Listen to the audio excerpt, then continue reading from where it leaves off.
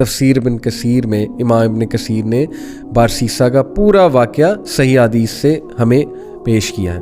तो हुआ ये कि बारसीसा, मैंने जैसा कि बताया, he was a great worshipper of Allah सुब्हानहू व तआला।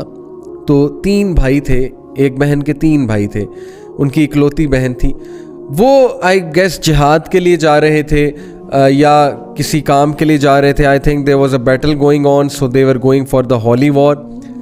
और जाने से पहले उन्होंने जो अपनी बहन की जिम्मेदारी सौंपी वो बारसीसा को सौंपी।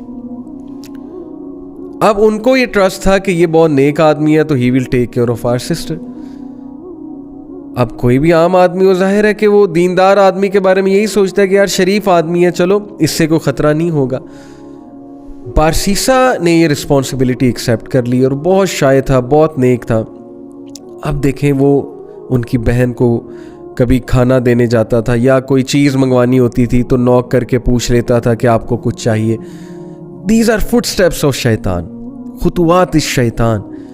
और खुतुवात इस शैतान, यकीन कीजिए, इतनी डिसेप्टिव चीज़ है कि वो आपको डायरेक्ट सिन की तरफ नहीं लेकर जाता है शैतान। डायरेक्ट अगर किसी से नाउज़ बिल्ला यानी अल्लाह माफ़ करे ज़िना करवाना है तो डायरेक्ट नहीं लेकर जाएगा। स्टेप्स हैं, स्टेप बाय स्टेप, छोटा सिन, फिर और सिन, फिर और सिन, और आहिस्ता आहिस्ता दैट अल्टीमेट सिन जिसकी तरफ वो ले जाना चाह रहा है। तो बारसीसा को उसने वसवसा डाला, take a look at her, may be she looks good. आवाज़ तो बहुत अच्छी है ना, बात करना शुरू की, आवाज़ और पसंद आई, दिल में चाहत पैदा हुई, यार ये दिखती कैसी होंगी। Take a look at her, देखो लुक एट हर। हाथ देखता था, जाहिर है उससे दिल किया कि और देखूं, और फिर देखा, दिल में और चाहत पैदा हुई, डिज़ायर आई, एक फॉल्स डिज़ायर अराउज हुई। और फिर अंदर जाके दिया कर, बाहर से क्यों देता है, अंदर जाके दिया कर। Step inside, be confident man, be bold, talk to her, go inside. अंदर गया, अंदर जाके बात करना शुरू की, step by step, Aahista Aahista बातचीत और बढ़ी, फ्रैंकनेस बढ़ी। करते करते फिजिकल रिलेशन कायम हुआ, फिजिकल रिलेशन भी आगे गया, और ultimately committed Jinnah. True story, you can search it out तफसीर बिन कसीर में। And when he committed Jinnah, because of that she became pregnant, pregnancy हो गई। अब जो उसके जहन में फियर आया, और अब जो उसके जहन में खौफ आया कि अब मैं क्या करूं, रेपुटेशन बचानी है, कैसे रेपुटेशन बचाऊं। देखें, पहले सिन करवाया, सिन करवाने के बाद डीप रिग्रेट में भेजा उसे डिस्ट्रेस कॉज की, और उसके बाद उसको फियर कॉज किया उसकी रेपुटेशन का। This is the enmity, this is the peak of enmity, कि छोड़ना नहीं है और एंड तक नहीं छोड़ना। अभी मैं आपको बताऊंगा कि वो एंड तक कहाँ लेकर गया, अल्लाह माफ़ करे। वसवसा डाला, फिनिश हर, तुम मर जाओगे, तुम फंस जाओगे, तुम्हारी इमेज बर्बाद हो जाएगी। And then ultimately he killed her, can you believe it. उसने उस औरत को मार दिया, और she was pregnant in that state, can you believe it. Major sin, किसी को मर्डर करना, वो भी इस स्टेट में, मार कर दफना दिया एक जगह। कुछ अरसे बाद भाई आए, भाइयों ने पूछा हमारी बहन कहाँ है। ही सेड मुझे क्या पता, I use to look after her, फिर अचानक से पता नहीं कहाँ गई, आई हैव नो आइडिया।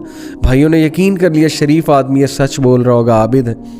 अब देखें, सबको लड़वाना है ना, और उसको अल्टीमेटली ख़त्म कराना है बारसीसा को।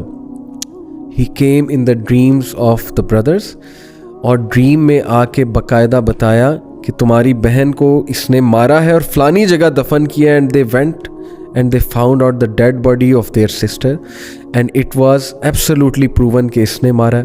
और उस पे पूरा केस चला, और केस से साबित हो गया कि बारसीसा ने इसको कत्ल किया है। एंड देन बादशाह के सामने, उस वक्त का जो बादशाह था, जो भी रूलर था उस वक्त का, उस रूलर के सामने बारसीसा को लाया जाता है। और देन शैतान appears in front of Barsisa and he says to him, मुझे सजदा करो, प्रोस्टेट टू मी, मैं तुम्हें बचा लूँगा। क्या मैं अब तक तुम्हें हेल्प नहीं करता आया, काउंसिल नहीं करता आया? डू इट, सजदा करो मुझे, आई विल सेव यू। और बारसीसा ने पैनिक होकर उसको सजदा किया। And the moment he did prostration, that is the biggest sin, यानी द मोमेंट ही डिड शिर्क, ही सेड इन्नी अखाफ अल्लाह रब्बुल आलमीन। शैतान ने ऐलान किया कि बेशक मैं अल्लाह रब्बुल आलमीन से डरता हूँ, मैं जा रहा हूँ। और ये इसी आयत की तफसीर है, इन्नी अखाफुल्लाह रब्बुल आलमीन। ये इसी में, इस आयत की तफसीर में सूरह हशर में ये पूरा वाक़या लेकर आते हैं इमाम इब्न कसीर। Can you believe it? Can you look at the strategy step by step? Ultimately शिर्क की तरफ ले गया उसे, और इतना वो पैनिक हो गया। इसमें इतने लेसन्स हैं भाइयों और बहनों कि अगर आप इस पे सोचने को बैठें, अपनी लाइव्स को एनालाइज करें, क्या एक बंदा पोर्नोग्राफी में ऐसे ही पड़ जाता है? एक अच्छा खासा इंसान, नेक इंसान, एक अच्छी खासी सिस्टर, नेक सिस्टर, जब हमें काउंसलिंग केसेस आते हैं हम हैरान हो जाते हैं कि यार इतना बड़ा मसला बन चुका है ये पॉर्न, क्या एकदम बंदा पॉर्न की तरफ जाता है? नहीं, स्टेप बाय स्टेप। पहले हम अपनी गेज को लोअर नहीं करते, अपनी नज़रों को खुला छोड़ देते हैं, उससे डिज़ायर पैदा होती है। फिर हम थॉट्स को सोचते हैं, वसवसे आते हैं उनको रेजिस्ट नहीं करते और सोचते हैं। उसके बाद इमेज सर्च करते हैं जाके, कोई चीज़ को ट्रिगर हुई तो इमेज सर्च की, कोई बात नहीं मैं इमेज देख रहा हूँ, मैं कौन सा पॉर्न देख रहा हूँ, ये बहाना, ये एक्सक्यूज़।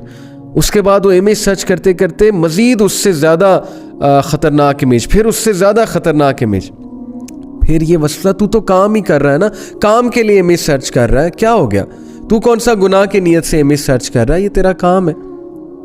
ये वसवसा, ये एक्सक्यूज़। फिर उस इमेज सर्च करते करते मज़ीद लेवल बढ़ा, यहाँ तक कि बंदा नाउज़ुबिल्लाह वहाँ पॉर्न तक पहुँच गया, अल्लाह माफ़ करे। और फिर पॉर्न हैबिट बना देता है, रूटीन बना देता है।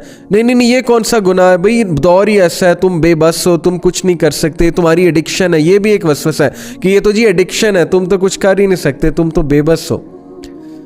बंदे को जब ये फील करा दिया तुम एडिक्ट हो, तो बंदे ने काबू पाना छोड़ देना है। इंसान ने जो है वो डीमोटिवेटेड हो जाना है, उसने सेल्फ मोटिवेटेड ही नहीं रहना वो छोड़ने के लिए, क्योंकि उसको ये साबित कर दिया उसने कि तुम तो गए गुजरे हो, अब तो तुम फंस चुके हो। पहले फंसाया और उसके बाद ये वसवसा डाला कि अब तो तुम फंस चुके हो, अब तो तुम खत्म हो। This is the enmity. I know so many youth university में गए, इंतहाई नेक माँ बाप के बच्चे, इंतहाई नेक बच्चे, नमाजें पढ़ने वाले, नमाजें पढ़ने वालियाँ, हिजाब करने वालियाँ, और गेज को लोअर करने वाले बच्चे, स्टेप बाय स्टेप ये कर ले, कोई बात नहीं, कोई बात नहीं, इंटरमिंगलिंग ऑफ सेक्सी से क्या होता है, सारे लगे, कोई बात नहीं, हाई फाइव से क्या होता है, कोई बात नहीं, ये करने से, हैंड शेक करने से क्या होता है, कोई बात नहीं, म्यूज़िकल कॉन्सर्ट्स में जाने से क्या होता है, ये तो कुछ भी नहीं, मौलवी ऐसे बेवकूफ़ हैं, हर एंटरटेनमेंट के ख़िलाफ़ है, मौलवियों को कुछ नहीं पता, कोई बात नहीं, लगे रहो। एंड आई हैव सीन कि लगे रहने की वजह से लोग किस एंड पे पहुंच जाते हैं।